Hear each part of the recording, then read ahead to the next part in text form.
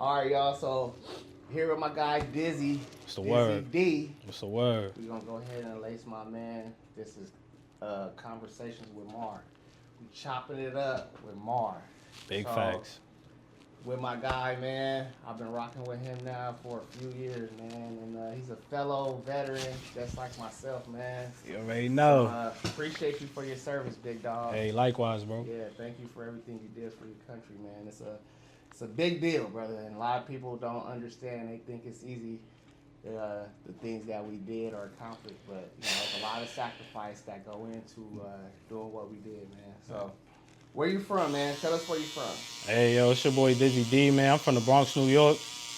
Came out to Cali 2020. And, yeah, man, I'm just looking for a different life, you know what I mean? Just trying to be the best me I can be, you know? Word. So, what made you join the military? I ain't gonna lie, bro. Real talk. I wanted to get out the hood.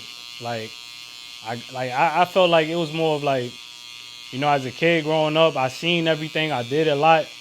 And it was just like I was tired of the same rotation, you know what I mean? So I needed something better. I needed something different. And, I felt like with the people that I was around, it was like, they was like one track minded in certain areas. So it was like, I've always felt different. So I just had to get up out of there, Yeah, what age were you when you joined? Sure, I was 19 when I joined. 19? Yeah, okay. 19, bro. Did you have any friends or family members that joined before you to get any understanding on what you was going to be getting yourself into, or you just went off the cuffs and believed in the military is going to do right by you? So, I mean, I didn't really have like immediate family, but like I've seen other people join. I'm like, man, that sounds like a good idea. You know what I mean? Like it'll teach me discipline. I'll be able to be on my own, and I felt like I would have been able to grow more. So Right. I just took that chance and just did it.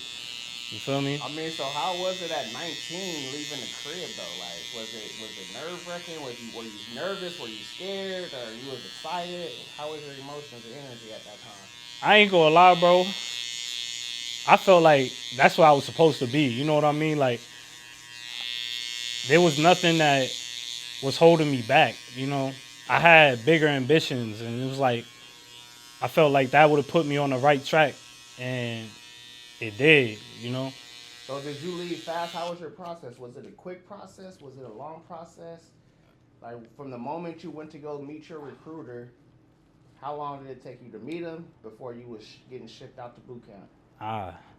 So I ain't gonna lie, I don't really remember, but like it took me like about 2-3 months, I think, to like get in the military.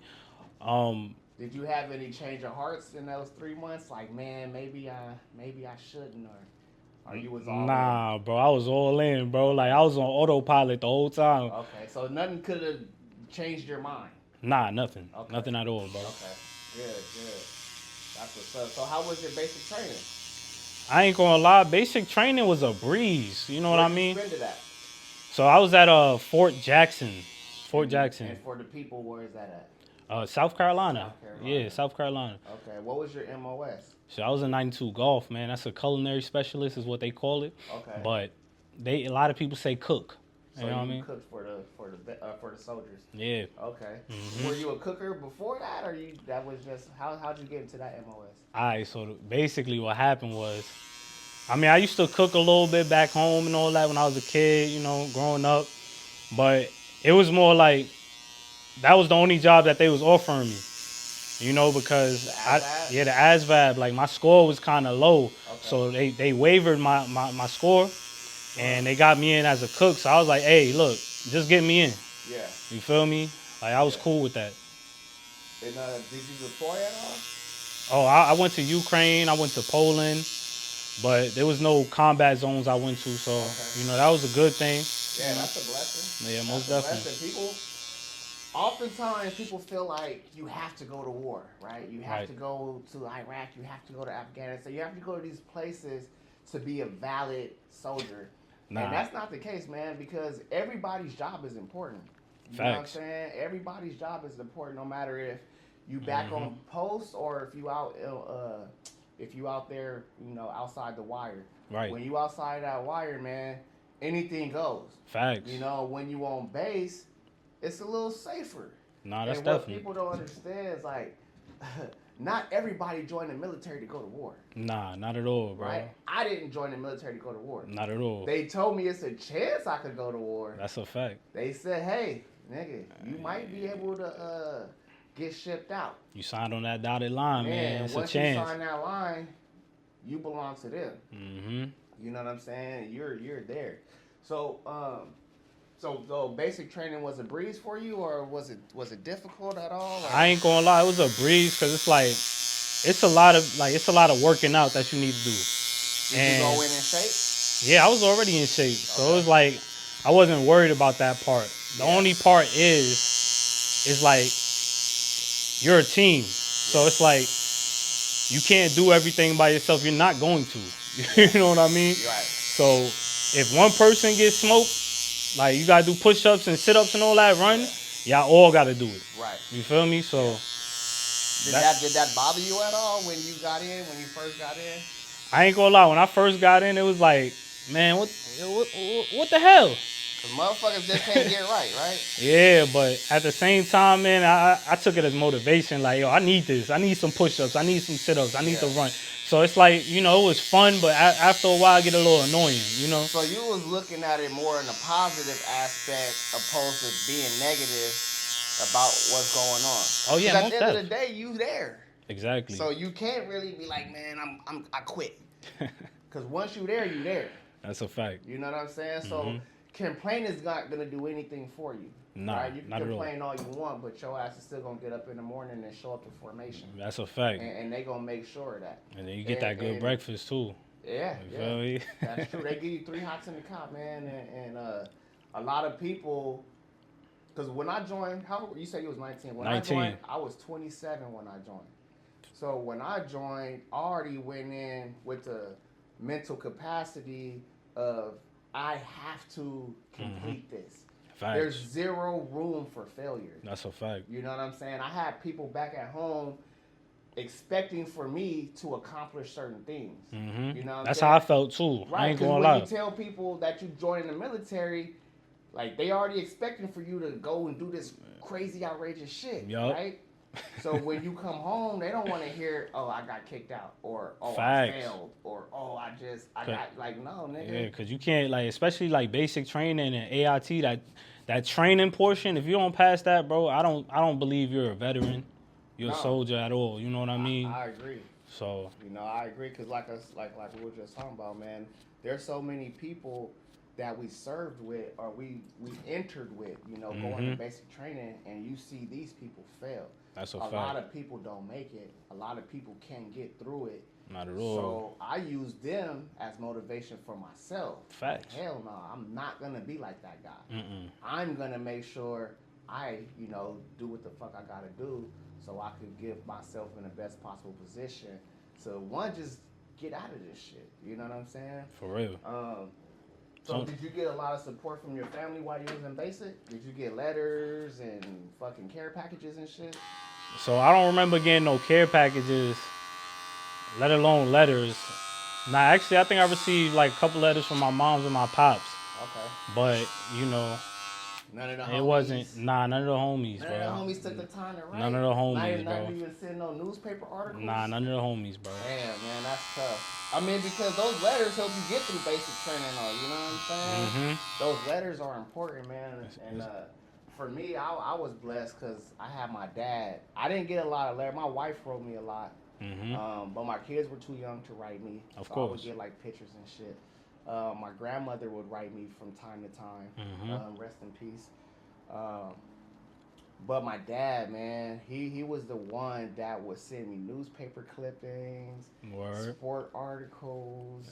He would send me like, positive affirmations. Got you. He would send me stuff like keep your head up. He would like type shit, like positive shit for me to just read. You know what I'm saying? Yeah, most definitely. And that shit really, really helped me, bro, because when you in there and you see people not getting that support, Hey, that it's that kind of sucks, tough. bro. It do. That sucks. You feel alone. Word. You know what I mean? And I've seen people just sitting there while they're passing out mail.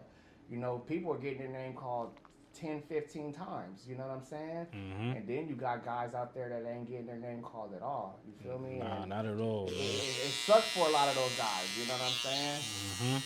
But, you know, it was cool. So where was your first duty station? First duty station was Fort Campbell, Kentucky. Fort Campbell. Damn, how was Yeah. Kentucky, bruh? I ain't gonna lie, bro. For me, it sucked. I ain't gonna lie. Like, What's in Kentucky other than the University of Kentucky? so the Derby. So the thing is, like, Fort Campbell, Kentucky is in between Kentucky and Tennessee. Oh, okay. So we used to go to Nashville, Tennessee. That's about an hour away from base. Word, okay. And I ain't gonna lie, it was party central out there. In Nashville? Bro. Yeah, Nashville. They turn up. It was turned, It's like bro. a city. Yeah, it was what could you compare it to, like New York? Nah, Cali? it was a country kind of vibe, Okay, but okay. I don't know where else I could compare it to because I ain't really been too many many places different like places. I that. feel But you. you know, it was definitely a little vibe. That's you know? right. That's right. For sure. So you make music too, right? Mhm. Okay. How'd you get into making music? All right, so it started with my grandfather. Like he was in a band and all that. He used to play the guitar, and then my pops he used to be around that all the time. So it's like my pops started getting into making beats and shit, and you know I took a liking to it because that's what I've been seeing. You would be know? around him while he was making them. Yeah, Okay. so it's like I just took a liking to it because of that reason. So Okay. So you started producing first, or you started writing first? So I ain't gonna lie, I started writing first. Like, so my pops would be playing these beats and all that, right? Okay. And I sit there and start singing my own little tune to it. You know what I Making a mean? little hook in your Yeah, head or you know what I something? mean? Yeah, Saying it out loud and all that. Right. And so I feel like writing was a thing for me first. Okay. You know? And this is before the military. This was way before Way the military. before. How old were you? I think I had to be somewhere between 8 and 10 maybe. I don't remember exactly, but I was around it. Yeah. When did you write your first song? First song, man, you got me thinking now. I don't remember when I wrote my first song, but I know I just did it. You know what I mean? Your first bar. Yeah, nah, I don't remember like bubblegum in the dish. type. You know what I mean? But how many pieces do you wish? For real, like. No, for real, man. It's crazy because, when you look at your development over the course of the years, Mm-hmm.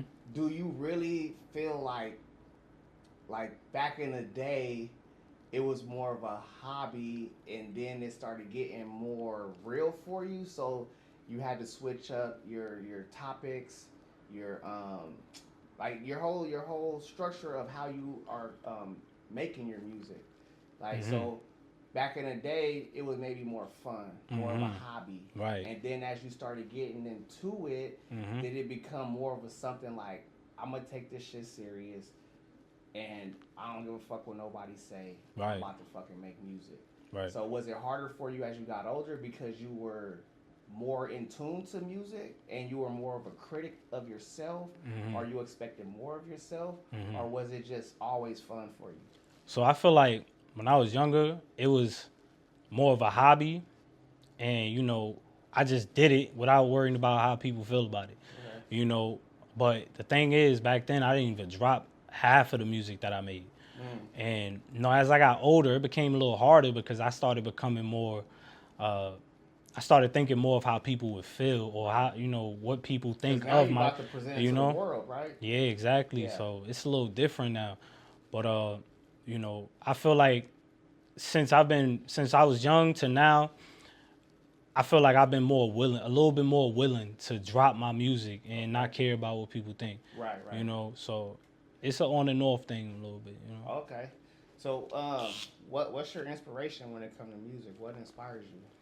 I feel like what inspires me the most with the music, I feel like it's just being able to journal everything that I'm feeling at a specific moment or how I used to feel, So right now it's like I'm doing it for my personal reasons, Yeah. So So you not really necessarily trying to please the masses.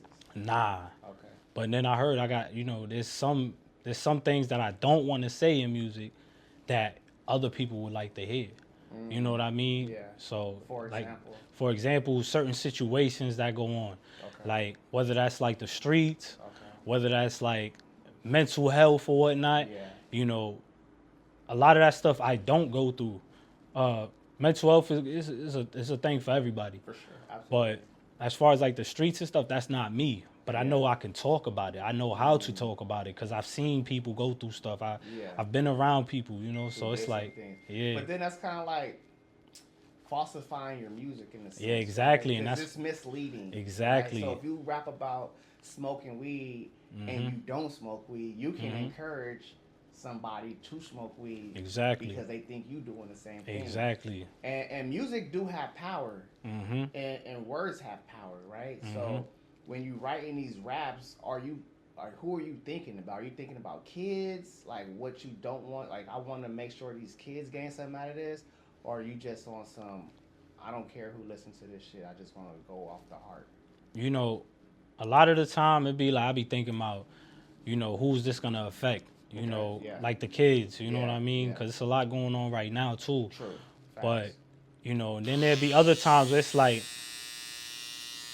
it's not my job to prevent kids from listening to it. Right. You know what I mean? Like I can't control that. That's the parents' job. Right. But Because you are not a role model. yeah, I'm an artist. I'm reflecting on the things that I've been through and how I feel. So it's kind of like therapy to me. Right. You Who feel you me? grew up listening to? Man, I ain't gonna lie, bro. I grew up listening to a lot of people. I can't name a lot of them off top, but I used to listen to Drake. I used to listen to J. Cole, Kendrick Lamar, one of my favorite artists. Okay. So Who influenced your music style? I ain't gonna lie, my music style, I feel like Kendrick always, was that person that influenced me as far as like being able to speak the truth in the shit. And music style, it's like it's a variety of people. I ain't gonna lie. Like you got P&B Rock, Okay. you got A Boogie from the Bronx and all that. You got all types of New York artists. Even my boy D-Thing G's. You know what I mean? So if somebody heard you spit, where would they think you was from? I ain't gonna lie. I don't know. Would you think they'd be like, oh yeah, that's a New Yorker, or would they be like, nah, that nigga's It just depends on the type of song I want to make. Okay. Because like I'm not just I feel like I'm more versatile Gotcha. than anything. I'm not gonna stick to one flow or one vibe. I'm gonna switch it up. I might go from singing to rapping to who knows, some pop shit maybe. Right. So Did you write a lot when you was in the military? I feel like I did. Yeah, I definitely did. But and then it was like I kind of like stopped myself from writing because it was like I was focused on what's next in life.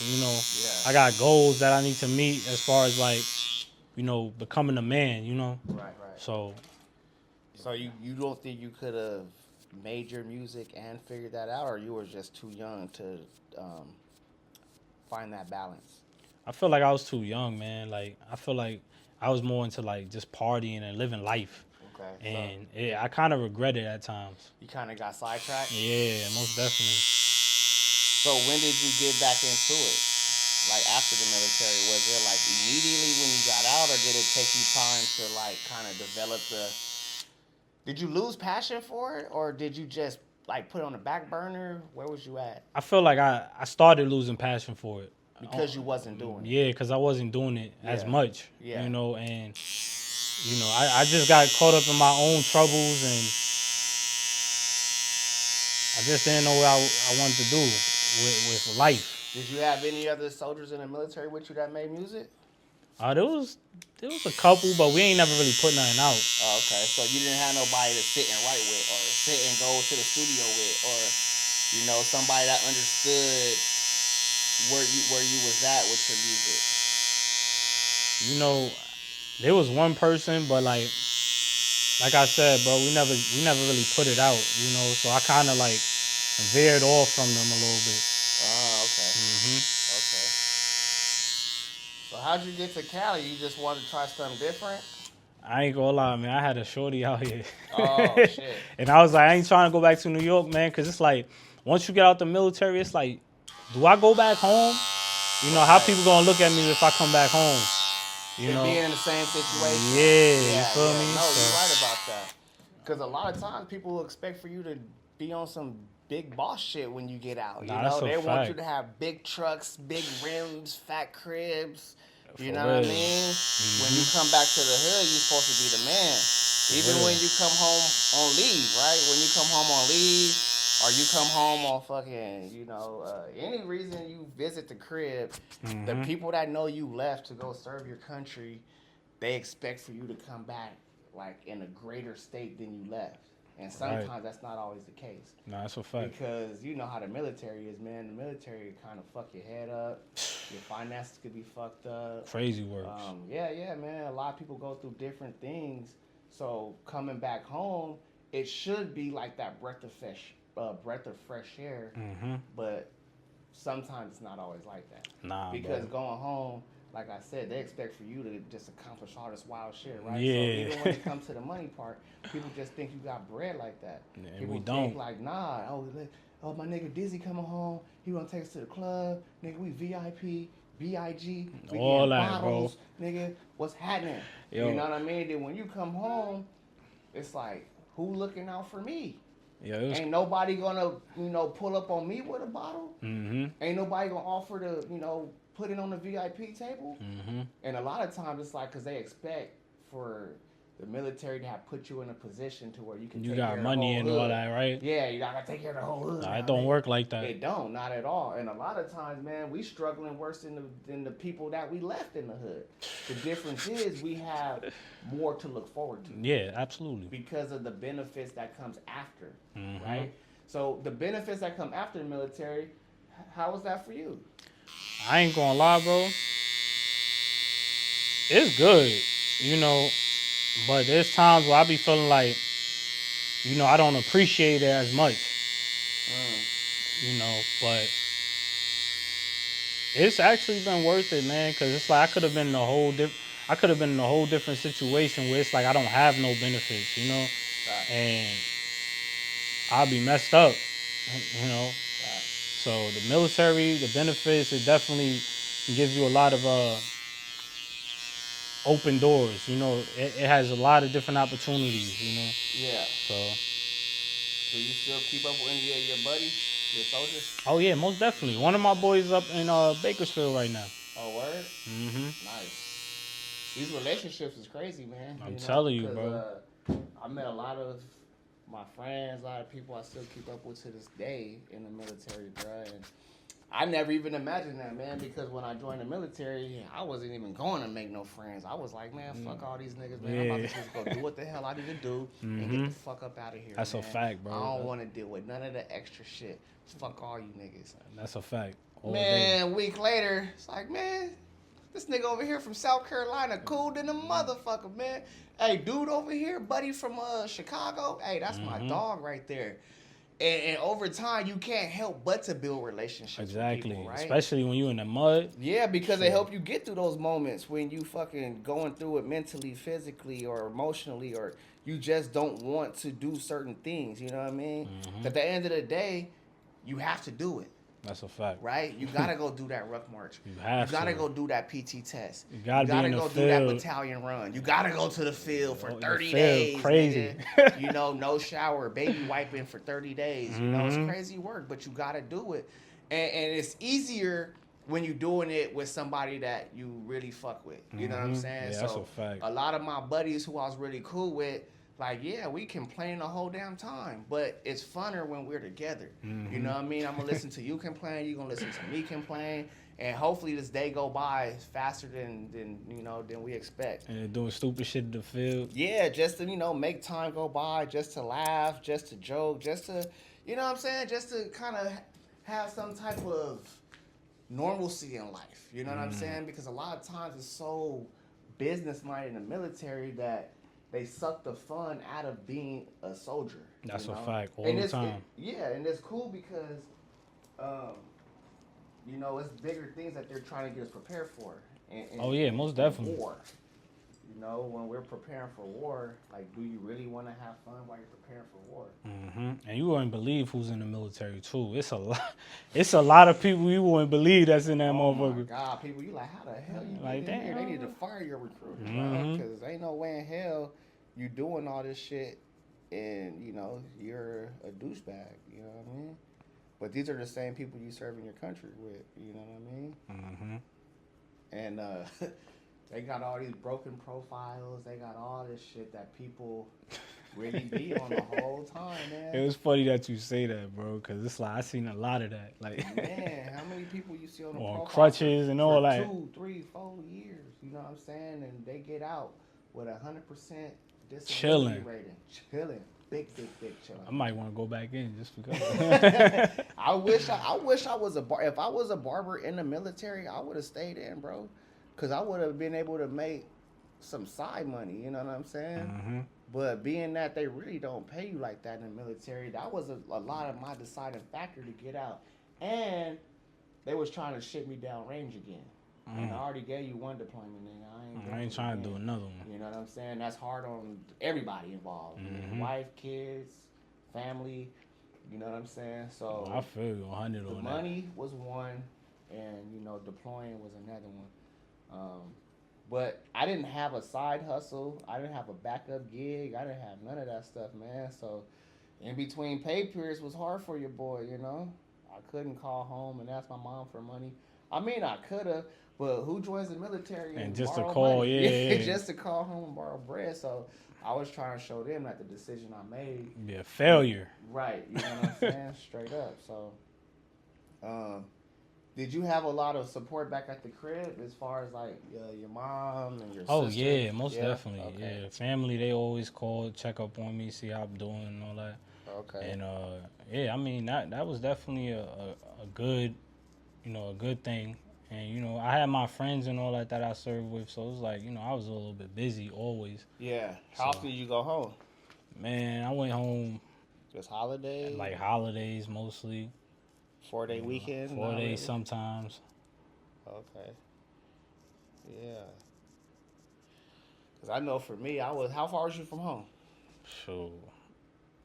Let me see. I think it was like a 16-hour drive. 16? Okay, yeah. Mine was 12-hour drive. I was in El Paso at Fort Bliss, El Paso, Texas. Man, they wanted to send me there too after to when I was going to re-enlist. You I was re-enlisted? Like, I was going to, but I was like, man, I'm done. I'm gonna do my 3.5, and I'm good. Yeah. So why didn't you re-enlist? Man, I was just over the structure, man. Especially with the base that I was at, man, it was trash, and I felt like I already got everything that I need. Right. Like. So let me ask you this: what would you tell, or what advice would you give a young guy considering or contemplating going into the military? Honestly, I say whatever you want to do, whether it's like a specific job, go into that career, go into the Army or wherever branch you want to go into, and you know, do that job. Because I mean, once you get out, you'll be able to use that on your you'll be able to take that and then apply it to, you know, your real life job, your civilian sector, and yeah, bro, I feel like it's beneficial. How do you figure that out though? Like, how do you know what the military got to offer? Because a lot of people, they get convinced, or they get recruited, right? Because there's a big difference. There's a difference between somebody joining the military. That's what me and you did, right? Yeah, I just joined. We joined. I just said we didn't get talked into it. There was nothing you could tell me that's gonna be like, nah, man, you right. I'm cool. I'm not gonna go. Facts. Right? And then recruiting is them trying to sway you or persuade you to feel like this is the best possible choice for you, right? It's like going to a school. Ooh, come here. Yeah. And that's what the military do. They go to all these schools. They prey on these fucking kids. They prey on the kids that don't really have anything. Their families don't have much. And they recruit them into the military, and a lot of times it's a fabrication on the stuff that they're telling them, because they're making it seem like you won't go to war, Yeah. Or if you join with your best friend, you guys could go to the same duty station. Or you could pick the duty station you go Just to. capping. They lied to you. Just and, capping. And I seen it in a lot of other soldiers when I was in basic training, and cats be like, man, they didn't tell me I was going to have to do this. Mm-hmm. They told me I wouldn't have to do that. Like, there was people that said recruiters told them they wouldn't deploy. Like, how can a recruiter That don't tell make no you, sense. Like, yeah, how can a recruiter tell you that? But at 17, 18, you're not thinking about you're not that at thinking all. like that. Nah. You know what I'm saying? You really don't care. And it's like, you know what? I'm going to go because he told me this. Mm-hmm. And then when it don't work out for you, that's when you get a lot of the suicides, you get a lot of the AWOLs, you get a lot of the people that they end up messing up their whole life because they got recruited into the military. Right. So for the people that's being recruited opposed to the people that's joining, what are some things that they can look at to kind of help them make a better decision on what they want to do? I ain't gonna lie, that's tough. I feel like when it comes to looking into the military, me personally, I looked at a lot of YouTube videos, mostly. I looked at the websites and seen the different types of jobs, like what's the requirements to get that specific job. But honestly, like, if you want to go in, just know that you might get deployed. You know, you ain't gonna be able to pick your duty station right away. You know what I mean? After you finish your your first term, then you'll possibly be able to pick where you want to go. You know what I mean? But once you get your feet wet, yeah, but just don't have no expectations. Right. You know what I mean? And go in there with an idea of what job you want to do. You feel me? So that's really all I see when it comes to that. I suggest that too, man. That's one of my biggest things. I always tell people to, like, go on with a plan. Even if you didn't have a plan on joining the military and a recruiter comes up to you and the recruiter talking to you and you're thinking about possibly joining, go do your own research. That's a fact. You know what I'm saying? Go look at what jobs they have to offer. Go look at what jobs will translate from the military sector into the civilian sector. Yeah, and that has to come from you, because the recruiter not going to do that for you. Because the recruiter, he has a quota to meet. You know what I'm saying? Oh, you got my phone. Yeah, he has a quota to meet. If that recruiter is not meeting that quota, then he's not doing his job. Most definitely. So a lot of times they go look for the kids who aren't asking those questions. Because a lot of times you want to go in right now. Yeah, and I wasn't there blind, bro. I was like, you know what? The Army sound like a good idea. Right. So. But you said, you was going to do it regardless. Yeah, I was going to do it regardless. Yeah, it didn't matter what a recruiter told you. It didn't matter what your mom, dad, brother, sister, nobody told you. You was going to go do that. Definitely. Yeah. All right, y'all. So we wrapping up this cut, man. So tell the people how they can find your music. Hey, look, you can check me out on Instagram, YouTube. It's Dhizzy Dee, Dhizzy, Dhee. So, yeah, that's where you can find you on Instagram and all that. Oh, it's the same. Everything the same. Everything's Dhizzy the same. Dee. Yeah. Feel me? Keep it parallel across Keep the it board. easy, you feel me? You could Google me, bro. Google him. You feel me? You hear this, man? Google him. telling you. He is him. Word, my shit unique. Yeah, that's what's up, man. So appreciate you for your time, man. Hey, appreciate Always it, Brody. a pleasure linking up with you, chopping it up with you, man. You already know. The future's bright for you, man. I can't wait to see what you do with your music and your vlogging. Most definitely. And your photography. Absolutely. Bruh, I'm big on supporting my people, man. And I really fucks with you, bro. Hey, most definitely. You already know how that go, bro. What's up? Been love since the beginning, Since man. the beginning. For sure. Since the beginning. Hey. You feel me?